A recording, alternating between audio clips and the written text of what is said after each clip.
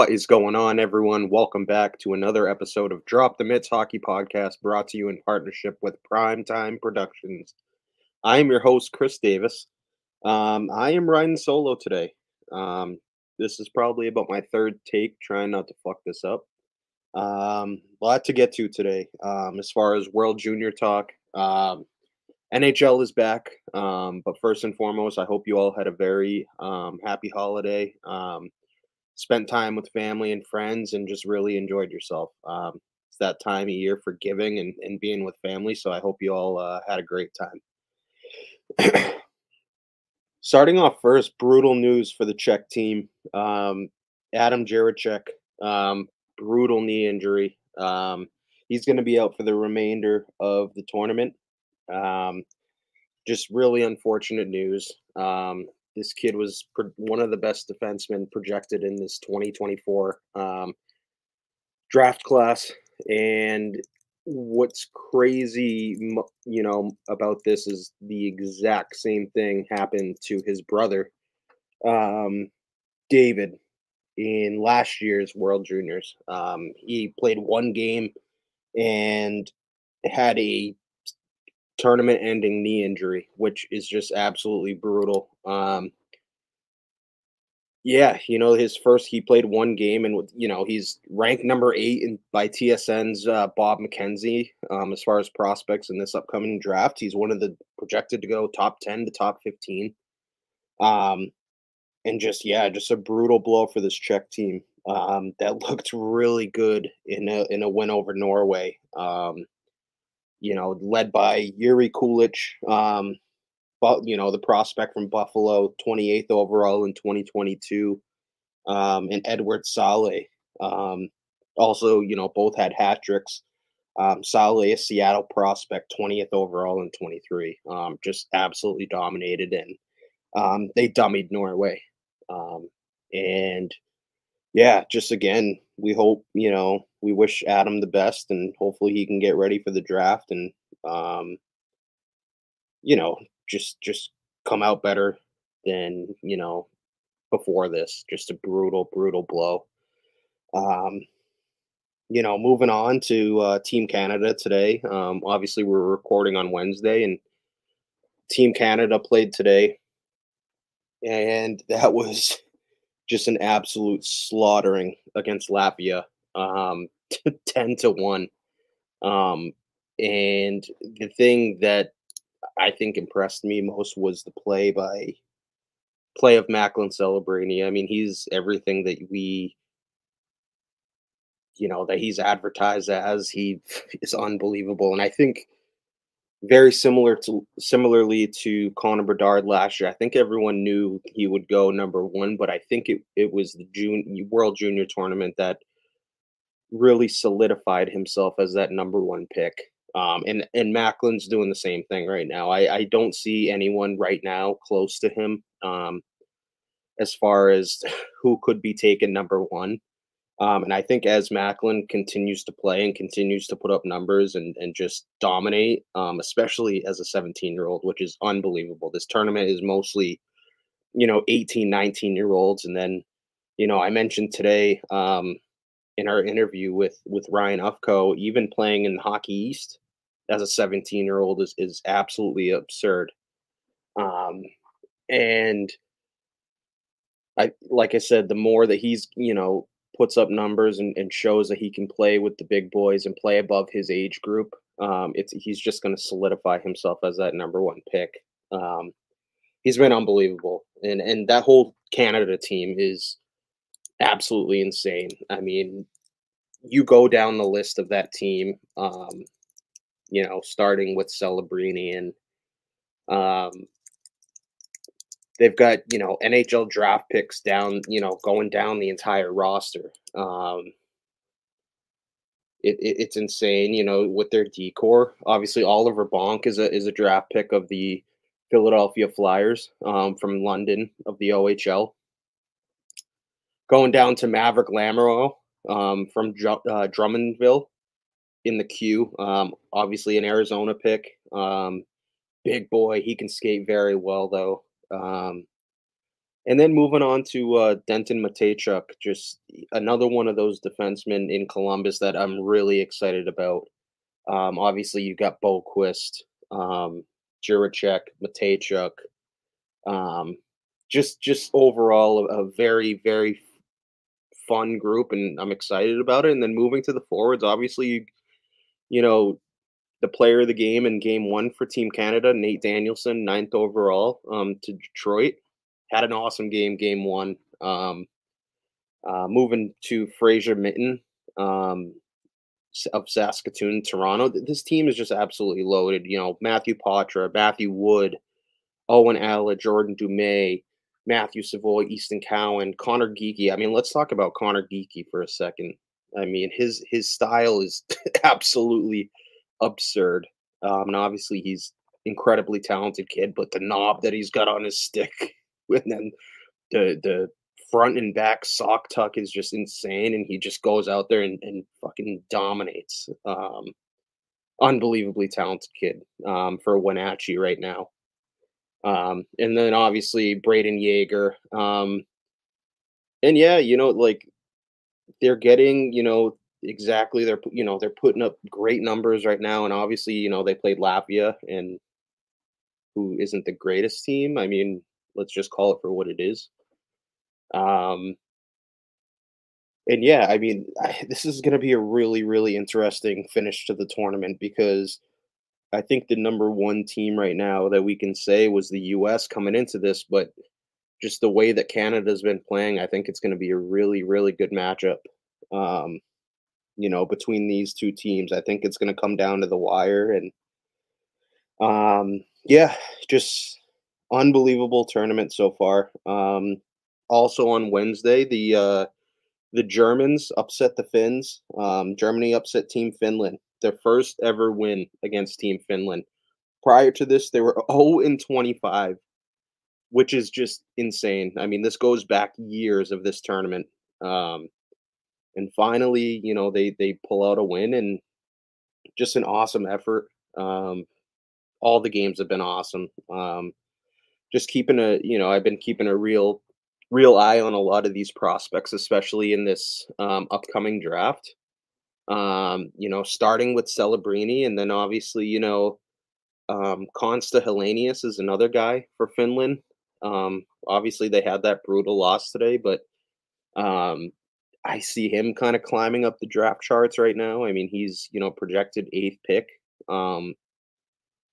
For sure, going to be a top 10 pick. I mean, that's without a doubt in my mind.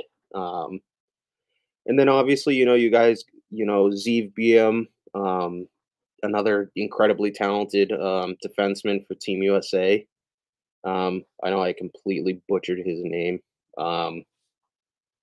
Yeah, just incredibly talented kids. And I look forward to tomorrow's games too. With the US taking on Switzerland, 11 a.m. Eastern time, and then obviously Germany is going to be back at it against Sweden, who's again another wagon. And that's going to be at 1:30. So those are going to be both awesome games.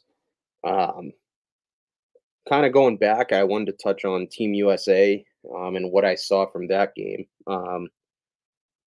I think Trey Augustine absolutely bailed them out a few times. He played incredible. They started off a little slow, understandable. I mean, the first game, kind of getting their feet under them, and um, then they really tuned things up in the second period. And man, Gavin Brindley's shot. I mean, the kid from Michigan, how he was a second round pick. I can't even. It's mind boggling to me that he fell to the second round. Um, got drafted by Columbus, obviously same draft as Adam Fantilli, and second round pick. And this is his second year in the World Juniors, and he just had two beautiful shots. For goals for the U.S. Lane Hudson, we know exactly what we're getting from him. His skating ability and just the way he sees the ice is incredible. The Ryan Leonard, Will Smith, Gabe Perreault line. Gabe Perreault, another guy. how this dude fell to 23rd overall is absolutely absurd to me, and the fact that he fell right to the Rangers. Um, it's funny when he actually got drafted, I had to kind of double take and see the name again, and the fact that he fell that far, it's insane to me. And I think even looking at Ryan Leonard, I think Ryan Leonard's going to be looked at as a steal at 8. He was 8th overall to Washington, and that's going to be considered a steal. Um, there are a bunch of guys that went probably earlier than they should have. I mean, Zach Benson, another guy, went 13th. Um, and yeah, I think all these guys are going to be looked at as steals in this draft. Um, but yeah, I mean that's kind of the rundown for the World Juniors. I kind of knew this was going to be a pretty quick episode.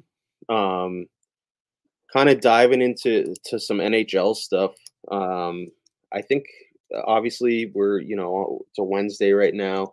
This episode will be dropping um, on Thursday, and games are finally back on. They the Bruins are back in action tonight against they're in Buffalo. 7:30 puck drop. Yeah, a couple things I wanted to kind of touch on is as far as NHL news. The first being the Blue Jackets. Sean Corrali that had that scary moment for the Blue Jackets when they were taking on the Toronto Maple Leafs in Saturday's loss. Kind of an awkward play going behind the net, and couldn't really tell at first what happened with him. And just the fact that the medical staff kind of was rushing to him. I mean, people kind of were thinking the worst. I mean, I know I definitely was guilty of that. Didn't know if it was like a heart thing or like internal thing. I mean, it just he looked very uncomfortable and just kind of struggled to get off the ice. Um, but he's listed as day to day with an abdominal injury. He's going to miss Wednesday's game. Tonight's game versus New Jersey. That was announced today by the team. He was taken to the local hospital for observations. Looks like he was took a puck to the chest in the first period. He ended up being released from the hospital Saturday night. So um, yeah, just a scary moment. But luckily, Sean's good, and him being a Bruins legend. I mean, it was heart wrenching to see, as he collapsed, behind the Columbus bench. And obviously, we're really happy that he's okay, and hope to see him back out there soon. Um, yeah, but I mean, moving on. I don't know if we mentioned this in last week's episode, but Anaheim Ducks rookie forward Leo Carlson's going to be out 4 to 6 weeks with a sprained right knee ligament. This was after he in that 3-2 loss to Seattle. He had that awkward fall. That this was against Calgary, the game before the loss to Seattle, and it kind of looked like Mackenzie Weegar kind of fell on his right knee, and it just kind of, it just looked like an awkward. Didn't look malicious or anything, just one of those unfortunate plays. But obviously, he wasn't able to put any weight on that right leg, and just really struggled to, get off the ice. And this is just super unfortunate, especially for, Anaheim. They were trying to control his minutes and kind of, I don't know, kind of save him, I guess.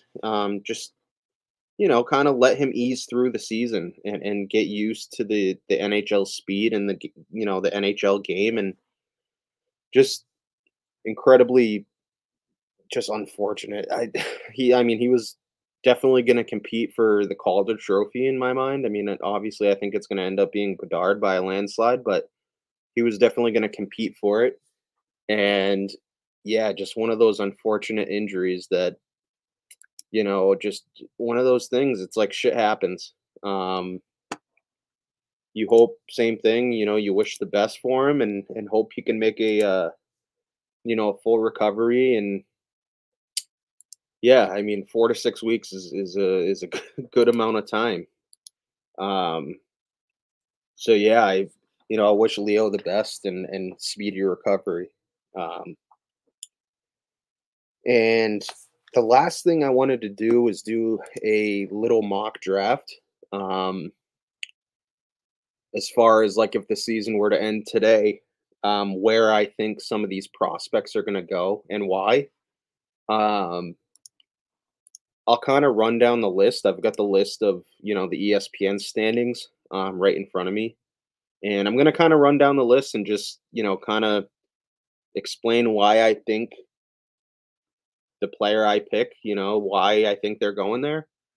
Um, starting off number one, um, right now it's Chicago and San Jose. Obviously San Jose's got the one less loss, so we'll assume San Jose gets the number one pick. And I think it's an obvious answer. I think it's, Macklin Celebrini.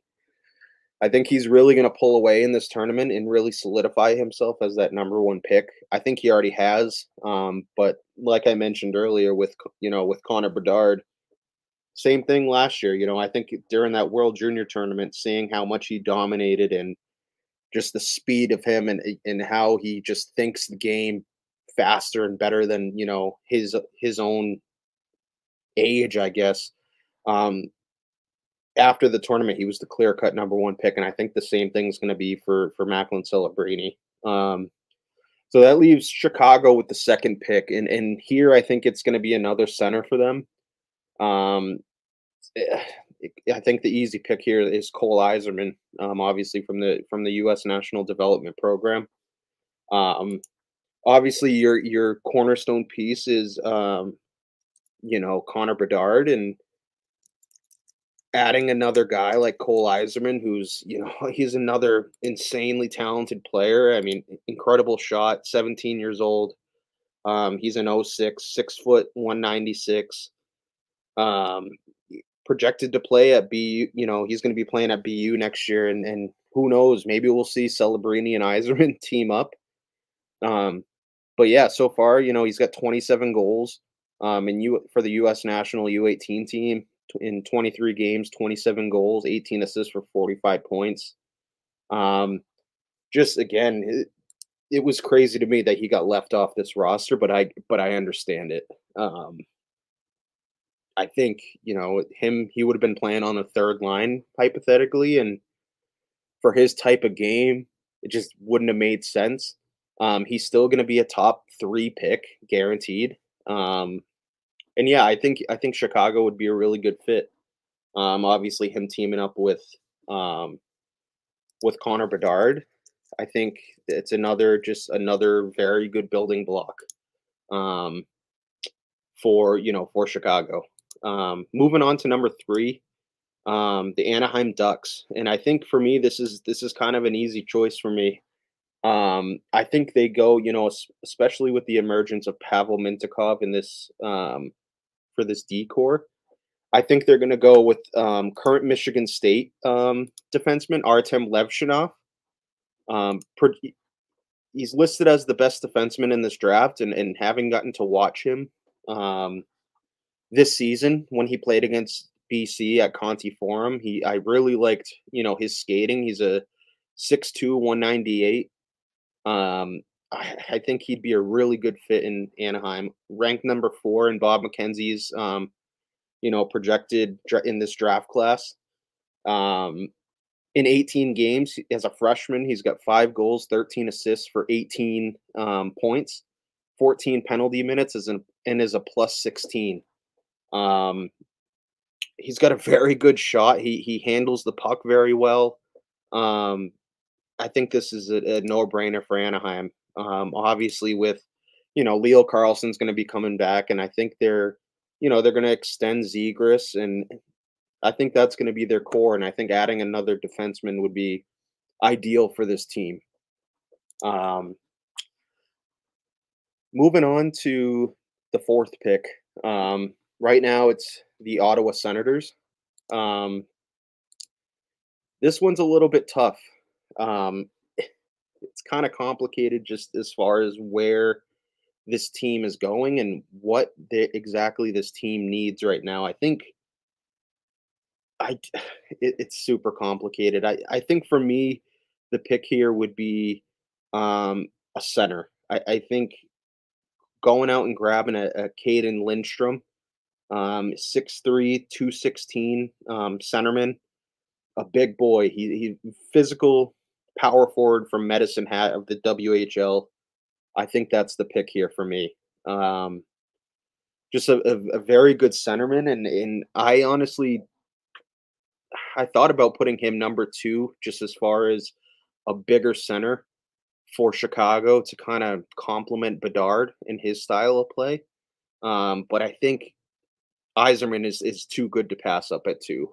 So I think this Ottawa grabbing Lindstrom at 4, I think I think that would be ideal for this team. Just grabbing a bigger forward, possibly pairing him up with a guy like Brady Tkachuk. I think that would be a good line.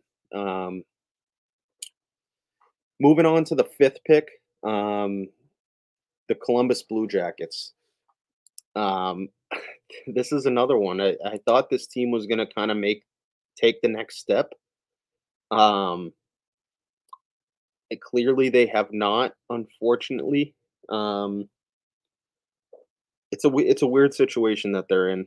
I think the pick here is going to be a forward again. Obviously, they went Adam Fantilli, Gavin Brindley last year. And I think the pick for me here is Consta Helenius. He was one of my projected best player in this tournament, and I think he still has a chance to be. I mean, he's right now a projected top 10 pick. Centerman, right winger. He's a 5'11", 180. He's playing for Team Finland right now. I really like his game, and I think this could be, a good fit for them. Obviously, I don't see him stepping into the NHL right away. But I think in time, he could be a really good piece for this Columbus team. Moving on to the 6th pick, the Edmonton Oilers. I think this one is a no-brainer here. Obviously, we know the woes of Edmonton starting out. They fired Jay Woodcroft. We know the obvious issues of goaltending, defensemen. I don't see a goaltender going this high, especially with this class. So then moving on to the next obvious thing, I think it's defenseman. The obvious pick here for me is the next best defenseman available, which is Sam Dickinson. 6'3", 205 left shot defenseman from the London Knights of the OHL. This pick for me is a no-brainer. I don't really need to go into this one. I think everyone who follows hockey knows they have a really big issue with defense. I love Evan Bouchard, don't get me wrong. Darnell Nurse, although he's overpaid, is solid. I just think they need more on that D-core. And I think Sam Dickinson would be a really good fit for this team. Moving on to the Buffalo Sabres, another team that I thought would take the next step and be a good team and potentially compete in the Atlantic Division, and that just has not been the case. I think they're very top-heavy when it comes to defensemen. Obviously, they've spent 2 number 1 overall picks on defensemen in Owen Power and Rasmus Dahlin. The emergence of Zach Benson this season, he's obviously playing with the team all season. They've got very good forward prospects coming up in Matty Savoy, Jiri Kulich, Isaac Rosen. I mean, the list goes on and on. I think the move here is forward, especially right wing. And I could see them grabbing a guy, Ivan Demidov, a right winger, 5'11", 180. I like that fit there. I think he's going to be a solid player at the next level. He's what they're saying, he's a human highlight reel combining silky smooth hands and quality shooting and playmaking. That's exactly what they need. They need someone who can go out and make plays, and Demidov, I think, is a really good fit here for this Wild team. Moving on to the Seattle Kraken. Um, this team has really underachieved, especially from what they did last year. For me, this pick is pretty easy. I just go next best. Defenseman Anton Silyev, 6'7", 207. I had posted a highlight earlier, I believe it was last week, and he just had an absolute bone-crushing hit. He's physical, as well as he can move the puck, and he's got, great vision, and just a shutdown defenseman, big boy. I think that's the pick here for Seattle. I think it's something that they desperately need. Um, he skates really well for a 6'7" guy. He's a guy that's going to be able to play regular minutes. From what I'm reading, he's very raw talent, in talent, but as he develops and as he ages, that's going to, it'll come with time. Um, this is the pick here. It's not rocket science for me here. He's the next best defenseman available, and that's exactly what Seattle needs. Moving on to the Calgary Flames. This will be the last pick that we do before. I'm hoping to do this every week at the end of the pod, where I kind of just go through my list. And obviously, I'm going to be doing mock drafts throughout the year, and some pretty cool news. I'm going to be heading to Vegas for the draft, so I'm really excited about that. Getting to cover these kids and just kind of breaking down the picks, and yeah, it's gonna be awesome. So these are things I enjoy studying, and this World Junior tournament is huge for this, as well as the rest of the season, college, junior, whatever it may be. So the last pick that we're going to be doing today, Calgary Flames. This one's a little bit tougher. Again, it's Calgary's another team that's kind of, I would say, underachieved, and it's kind of got a lot of question marks as far as, you've heard a lot of whispers with Elias Lindholm, Noah Hannafin, Mackenzie Weegar, Tanev. Who knows which direction this team is going to go in? Are they going to acquire more assets? Are they going to try to ship off most of their talent? I mean, who the hell knows with this team? I mean, from where they sit right now at 9, the pick for me right now would be Berkeley Catton. This centerman from Spokane, 5'11", 170. Hoping to have him on the podcast here soon. Incredibly talented kid, humble kid, just really, really nice kid. He's got incredible puck control. He's got great speed. Protects the puck very well in high danger areas. He's a serious threat, off the rush, and he's very good at being able to create his own opportunities. And I think that's exactly what Calgary needs. They were kind of hoping that, Lindholm has had his ups and downs, as has Jonathan Huberdeau. They definitely, right now, it looks like they've lost that trade with Matthew Tkachuk. But, it is what it is, and they have a chance here to kind of make up for things. And so far in 2023-24, in 30 games, Catton has 22 goals, 24 assists for 46 points, 21 PIMs, as well as a +5. He was the captain of Team Canada in the U18 Hlinka Gretzky Cup. 5 games, he had 8 goals, 2 assists, 10 points, 8 penalty minutes. And again, if you looking at his elite prospects, it looks like his puck handling, his leadership is off the charts. all the intangibles that you want in a leader, teamwork, and then moving on to his skating, his acceleration, offensive, his strength, being able to create his own opportunities, and the awards speak for themselves too. He won a gold medal in the Hlinka Gretzky Cup. He had the most goals with 8, most points with 10. U18 World Junior bronze medal, the World Hockey Classic silver medal, and then U17 World Hockey Classic All-Star team. And I think this would be a really good fit at 9. I think that, as the season goes on, we could see Catton go even higher. But I think for right now, this is where I see him slotted.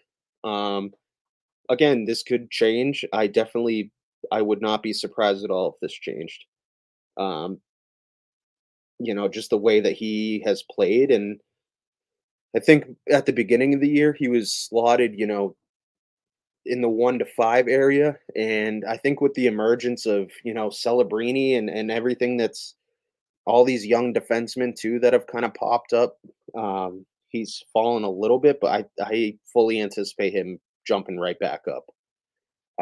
So yeah, that's my 1 through 9, and I mentioned earlier, this is a segment I want to do every week, and I'm hoping on our Drop the Mitts page that I can drop a full first round, and then as we get closer to the draft, and as I travel to Vegas for the draft, that I can come out with different just breaking down pick by pick why I have them going there, why it's a fit.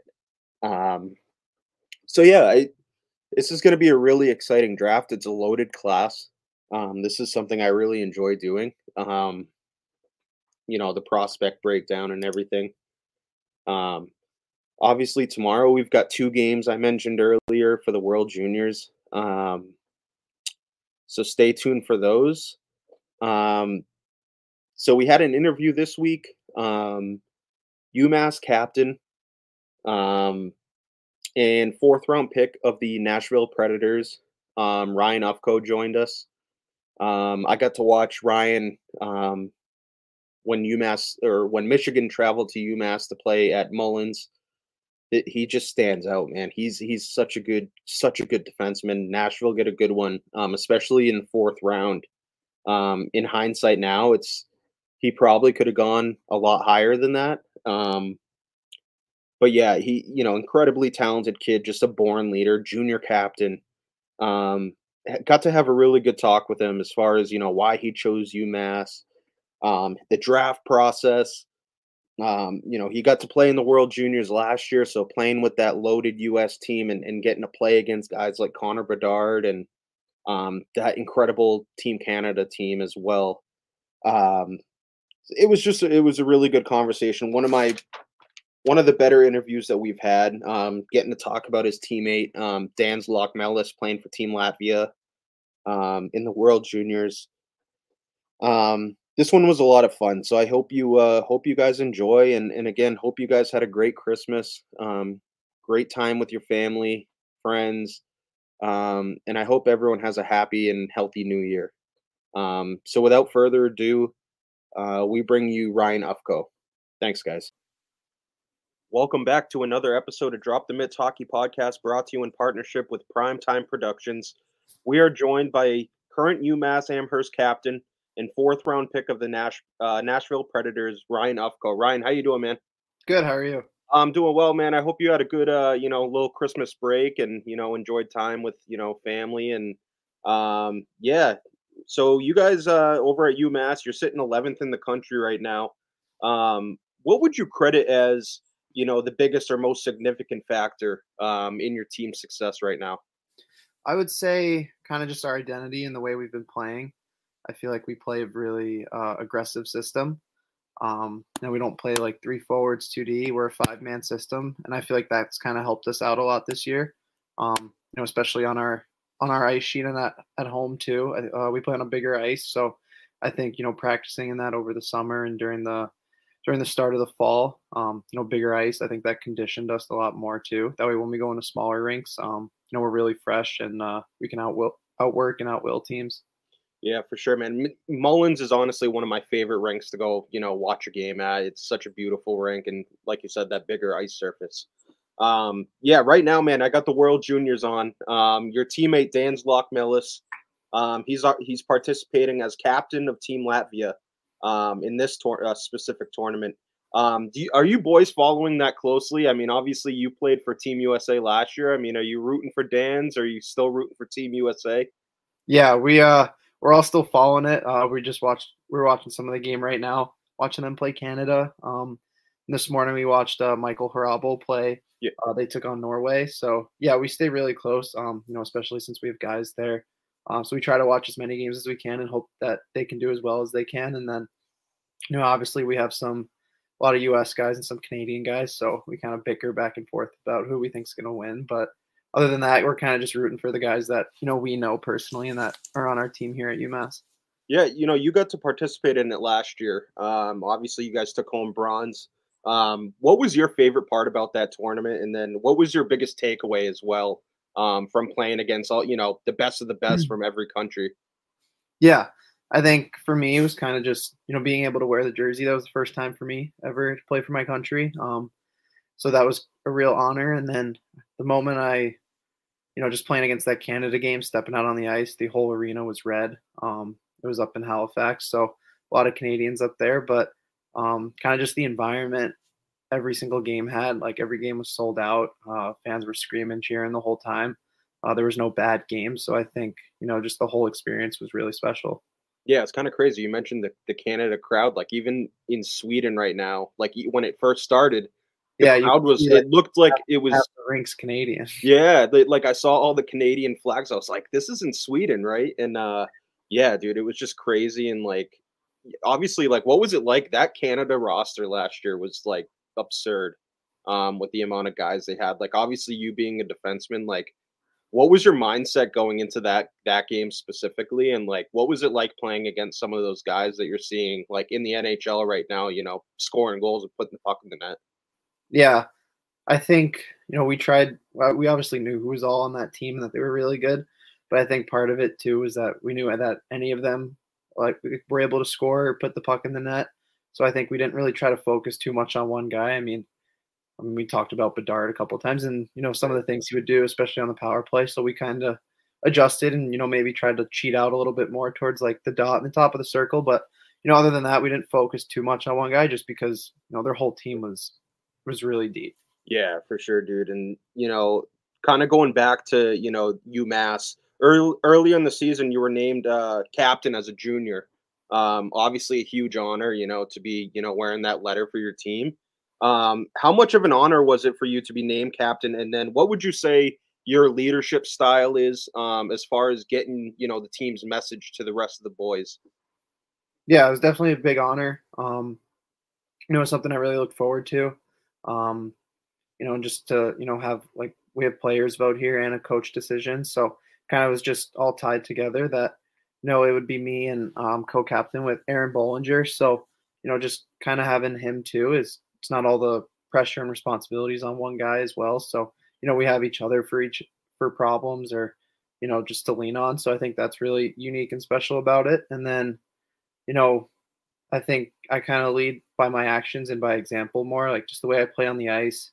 I'm really competitive, try to win every drill during the week throughout practice and then, every puck battle. So just trying to lead by example. Sounds cliche, but, I think it's really effective, especially when you have a big group of freshmen and some transfers. This year we have, I think, 12 returning guys and like 12 new guys. So, trying to just get them accumulated as quickly as we could. I think that was a big part of our success too at the start of the year. Yeah, you mentioned, being able to lean on, Bollinger, and another guy I wanted to ask you about, that kind of has the same track, I guess, as you, Scott Morrow, another very skilled defenseman, a high draft pick, to the Carolina Hurricanes. What types of things do you guys kind of learn from each other? And like you mentioned earlier, being able to lean on each other, like what makes you guys complement each other so well? Yeah, I think a big part of it was that we lived together for 2 years, our freshman and sophomore year. So I think kind of just, we were always around each other at the rink, away from the rink, in class, not in class. So, kind of just picking each other's brains and watching NHL games and, just talking about like, oh, what do you see in this guy? What'd you see in that play? And then just kind of talking. And, I think that's part of our relationship where we got really close through that. Just watching each other on the ice. And then I think we've always had that chemistry since we got here. I mean, we've been on the power play together all 3 years. So I think that chemistry's only gone up. Yeah, that was the big thing I noticed. I went to the, both games against Michigan. And that was one thing I really noticed is as far as like the power play goes, you guys were very like knew where each other were going to be and just were able to move the puck really well. So it's good to see that you guys, complement each other so well. I want to pivot a little bit to your early days, starting off playing hockey, and then ultimately your path to get to UMass. Who in your life would you credit as the ones to help get you into the game and ultimately help you fall in love with hockey? Yeah, definitely. My parents and my grandpa. I'm lucky enough that my grandpa and my grandma, they only lived 20 minutes away from me back in Long Island. So they were always around every day. I got to see them. But no one in my family actually ever played hockey. I just kind of stepped into it. Went public skate a couple times when I was really young.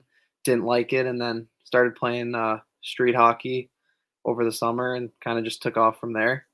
But I think my grandpa's he was the one who took me to all my hockey practices growing up and to my games on the weekend because both my parents worked, and then I have a younger brother who played too, so he was a handful for them. Yeah. So my grandpa did a lot of the work, and I definitely wouldn't be able to be here without him. Yeah, that's awesome, man. So like as you started playing more hockey, you started, moving up levels. When was it that you realized that you actually had a chance, to play Division I and then ultimately get drafted? Like, when was it that you realized, like, hey, I'm pretty fucking good at this game? Like, was there a certain point in time that you kind of knew like you had a chance? I think it was probably when I was around like 15. I just played for Mid-Fairfield up in Connecticut. Lucky enough, my coach was Ryan Haggerty, who played 4 years at Boston College, was the captain of them. And then we also had Marty St. Louis, who is coaching the Montreal Canadiens right now. So he's pretty good, I guess. Yeah, pretty good. So kind of that, and then I went to play for the North Jersey Avalanche for a year, and in that time, the national team development program scouting out their guys for the next year. So I was one of them, and then I got invited to the 40-man camp. But didn't make the NTDP. But I felt like kind of around then I kind of knew that, all right, like I'm kind of at the top end of my birth year, so trying to just ride on that. Yeah, and then 2019 to 2021, you end up playing for the Chicago Steel of the USHL. You're away from home, Chicago's a decent way away. What was it like ultimately being away, and then that first what did the USHL do for your development, and what was it like kind of that first time being away from home? Yeah, it was definitely something new. I don't think it would have been as successful without my host family, Billet family. I had a great family. I still keep in touch with them today. They've come out to UMass a couple times for games. And I've gone back out there to visit them. So, we have a really special and close relationship. I know a lot of guys who play juniors don't have that. Right. Sometimes guys have problems with their billets or, they don't see things the same way. But, I was really lucky. My billets were great. Lucky enough, they have a young son, and he's the same age as my brother. So those two always got along. So, cool. Over the summers, one or the other will come out to Long Island, or my brother will go to Chicago to hang out with him. So it was really good. And then I think development-wise was probably my first year, just the way the Steel ran everything, just the guys there, practices were really intense and really high speed every day.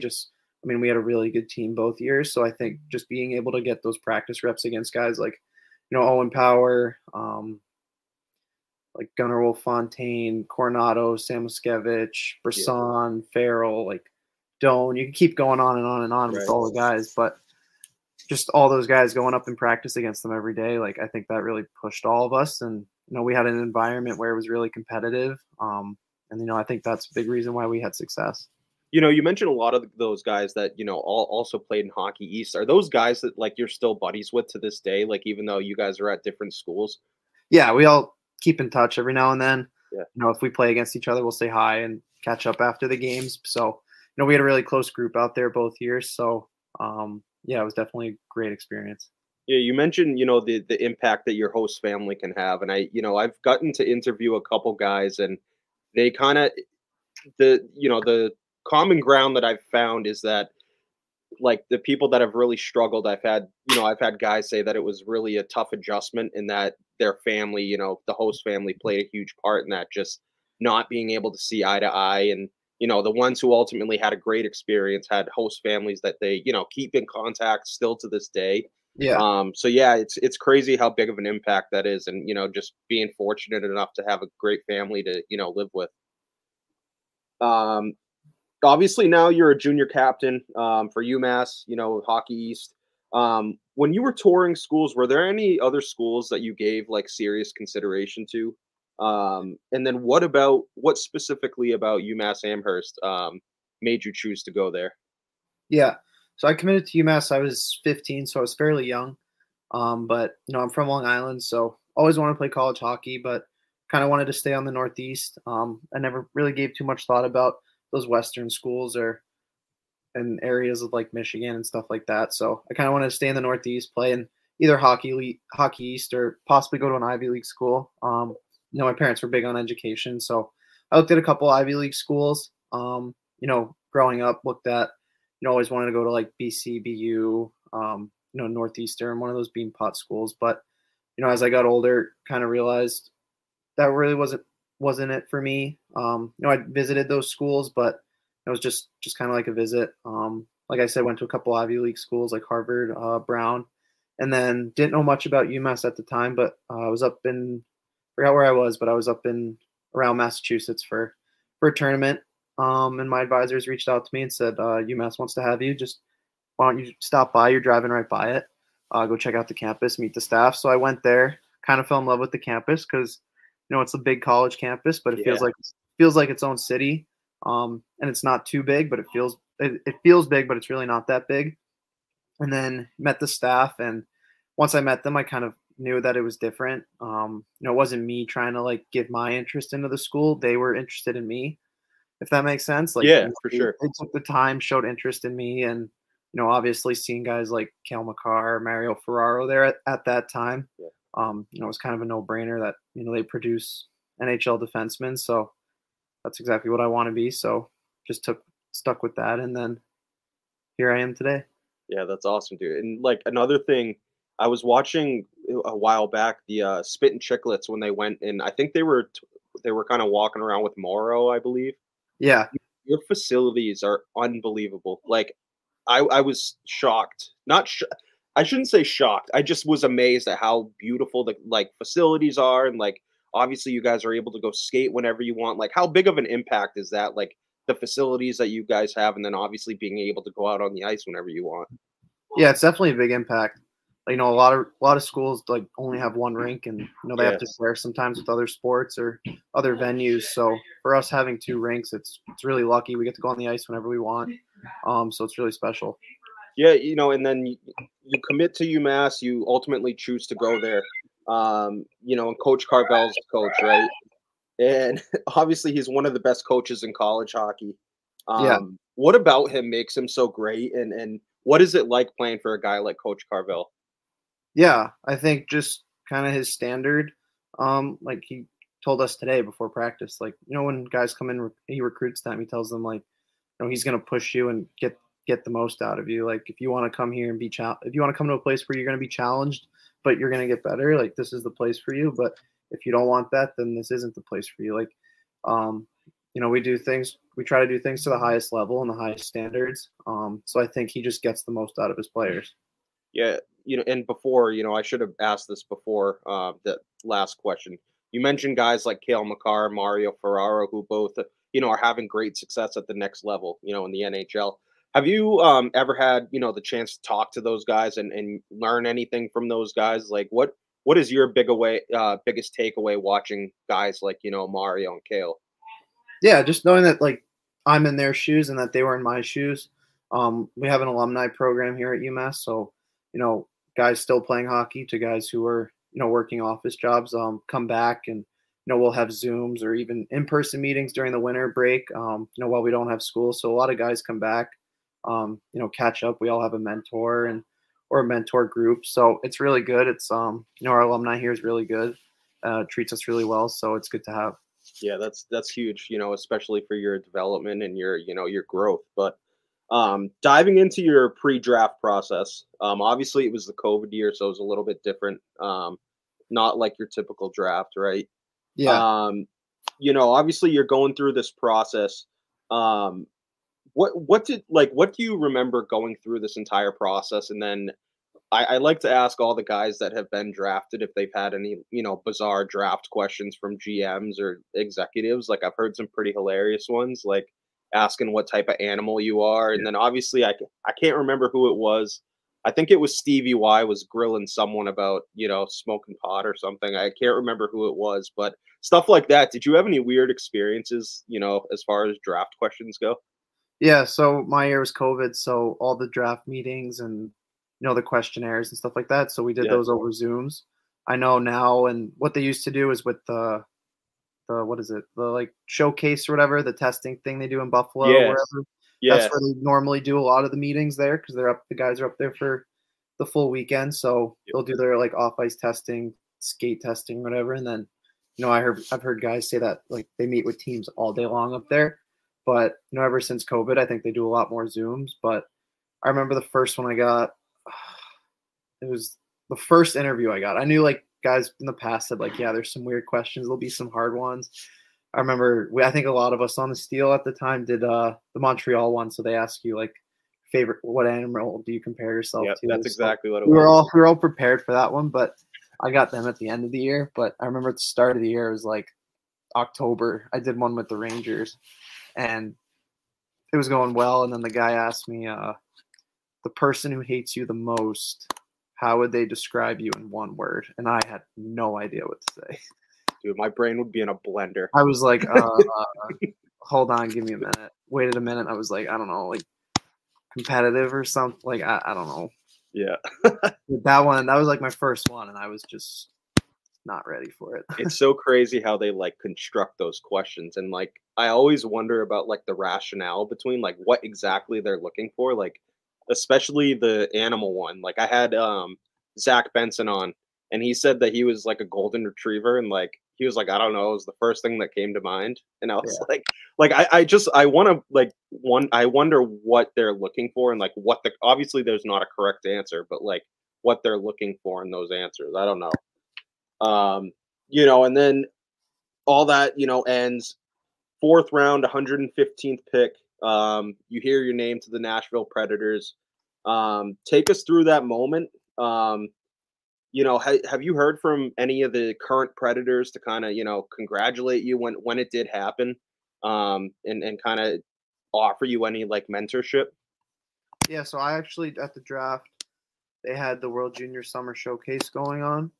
So I was there. The Sweden and Finland was there, so we were all in Detroit at USA Hockey Arena. So it was in the middle of the week. So I remember we had practice the night before, and we all watched the first round in like whatever the ballrooms or whatever. Yeah. So we were all in there, like U.S. guys, like Swedes had their own room, Finns had their own room, but we all watched. We watched guys like it was Boucher, Coronado, Lucius, Samuelskevich. Those guys went. And then the next day we had practice in the morning and a practice at night, but the practice that morning was split up. So it was like 10 to 12 and then like 11 to 1 or whatever. Yeah. So the second round started, I think it was 9. A couple guys got called and then we all were on the ice. So then we came off the ice and guys are looking at their phones. We're in the locker room taking our helmets off and guys are just yelling like, hey, you got picked here and you got picked here. And I remember one of the guys was just like, oh, if you got picked Nashville. And I was like, oh shit. Like, yeah. All right. Looked at my phone, it was blown up. So you've been to Nashville, obviously. Did you go to development camp this? Yeah, I've gone 3 times so far. Okay, so you've been to 3 camps. Yeah. What is your what would you say your biggest takeaways from those development camps are? Because a lot of the guys we get to talk to, the biggest things is the stuff off the ice that you learn as far as like the nutrition Yeah. you know, the lifting, and obviously, you know what you get with drills on the ice. But yeah, for you, like, what were your biggest takeaways from development camp? I would say the biggest takeaways was just it was kind of just getting to know everybody. I think the staff down there in Nashville does a really good job trying to just go out, like make you feel welcomed and Yeah, kind of at home there, and just trying to connect with every single guy that they invite. I think that was one of their best things that they do. You know, nothing's crazy on the ice or even off ice. Like we do some testing and stuff, but nothing crazy. Like we have a lot of meetings just about nutrition, sleep. They gave us a bunch of presentations on like mental health stuff like that.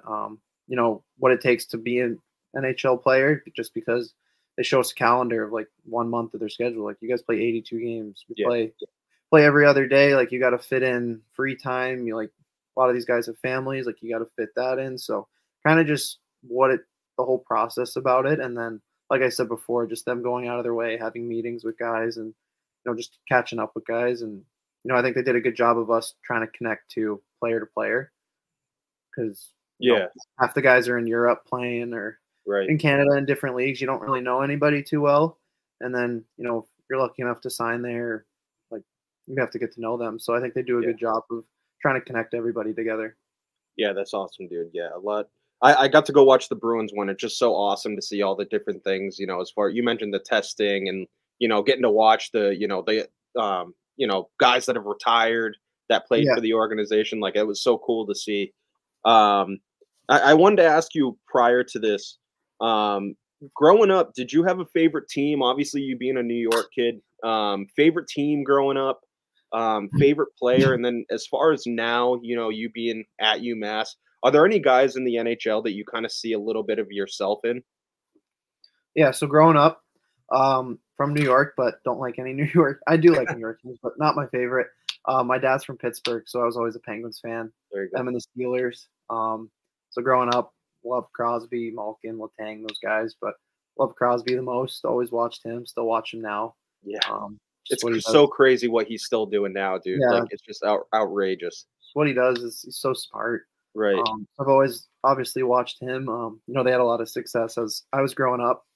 3 Stanley Cups too, so that was always good to watch, fun to watch. I think those baby blue Winter Classic Pittsburgh Yeah, jerseys those are are nice. a top 3 for me of all time.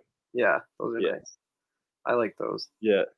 But so yeah, I love the Penguins, and then guys I like to watch are Adam Fox. I Yeah. like watching him. He's from Long Island too. I've skated with him a couple times, so just being able to watch him, I've seen him skate. He's similar in size. I'm not the biggest guy, neither is he, but he manages a way to produce a lot. Up for the Norris, won the Norris. So Yeah. just watching guys like him. Another guy from Long Island I like to watch is Charlie McAvoy. Yeah. Being in Massachusetts, we get all the Bruins games, so Yeah. watching him, he's really dynamic. He can kind of do it all. He's physical, fast, can produce points, but he's also a shutdown guy. So kind of those two. Just I don't know. I've skated with a couple of them a couple of times back at home, so kind of have that affiliation. Yeah. Enjoy watching them just because I get all their games too. Right. Rangers and Bruins, I get both their games, and 2 guys I like to watch. Yeah, both 2 probably top 5 defensemen in the NHL. I mean, those are pretty good guys to, you know, model your game after. What areas of your game would you say that you take pride in most? And then what are some areas of your game, you know, especially this year that you've really tried to pinpoint and focus on improving?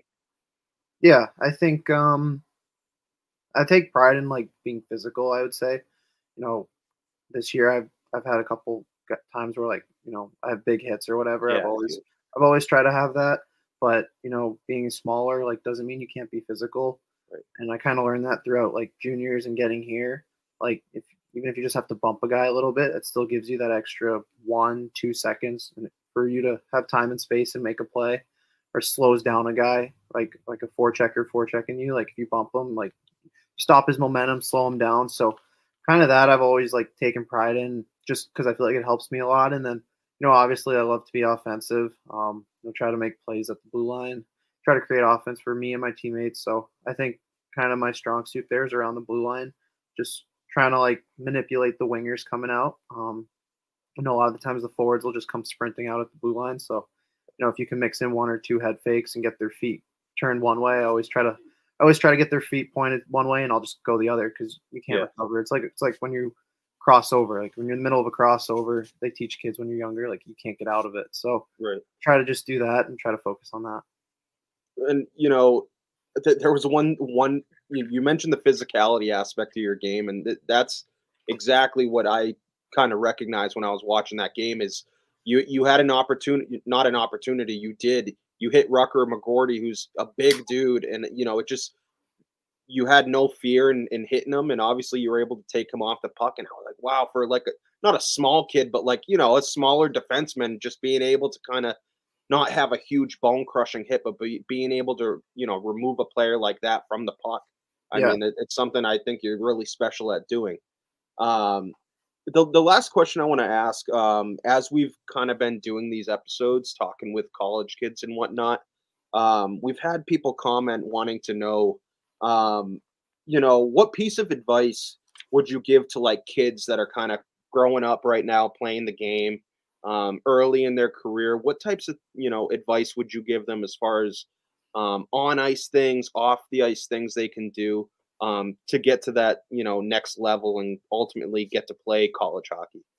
Yeah. So for me, growing up, I loved watching, like I said, I was the Penguins fan, so I always watched Penguins games. But I think one thing for me was just turning on NHL Network, especially when you're a young kid, and just watch a game, maybe pick a player and just kind of watch what he does and the little details that he does. I feel like that was something that, I could try to focus on and was able to implement. And then lucky enough for me, like I said, I had Ryan Haggerty and Marty St. Louis as my coach. So learning from them from when I was 10 to 14, like that's every kid's developing. Like for 4 years, I got to learn from him. Like he was a Hall of Famer. So kind of just learning like little details. He was always harping on, like stick on puck. Like you don't need to have your stick on the air. Before you get a pass, like take a look, like know your next play before you get the puck. Just little things like that really stuck with me. And then, our whole team, we ended up having success out of that. But the one thing was probably, that everybody has a different path in hockey. There's so many paths. It's not like any other sport, because every other sport plays through high schools and then you go to college and then you have to like declare for the draft after college, like basketball and football. But hockey's really different, and there's many ways you can go. There's prep school, there's AAA hockey, there's high school hockey in like Minnesota. That's really, really good. So for me, I think the biggest thing is just, there's different paths and there's different timelines too. Like you can go into college as a 20-year-old freshman. You don't have to go in when you're turning 18. So, some guys I've noticed, especially at my age when I was going through the process of college recruitment and stuff, guys, would freak out and, get all mental, get in their head about, like, I don't have a school coming at me yet, or, the school wants me for like 2 years, but there's guys my age going in now. But, it's all a process. Everybody's different. Like you've seen the NHL guys who get undrafted are making millions of dollars right now playing first line. So everybody's different. So that's the biggest advice I would have. Yeah, to put it into perspective, I think you said it best, is like how rare it is to see just a straight 17, 18-year-old kid go right into, Hockey East. I think literally this Macklin Celebrini is like the first that I've seen in years, and I've been watching college hockey for years. And just you said it best. Everyone takes different paths, and how rare it is to just be able to come out of school and just go right to it. It's very rare how often it happens. But that's awesome advice, man. I really can't thank you enough for taking time out of your day. Obviously, I know you got a busy schedule with, hockey, and, you're on break with, are you back at school yet? Yeah, we came back yesterday. Okay. So yeah, I really appreciate you taking the time. Best of luck the rest of the season. You guys are ripping it up right now, 11th in the country, and I think you guys have a serious chance to, make a run. So yeah, man, I can't thank you enough. Thank you for having me. I appreciate it. Awesome, man. Take care. Thank you. You too. Ladies and gentlemen, that was Ryan Ufko, junior captain of the UMass Minutemen and 4th-round pick of the Nashville Predators. As always, we are joined. This podcast is brought to you in partnership with Primetime Production. Be sure to listen to the episode before this, World Junior stuff. NHL news, all things hockey. So take care, guys.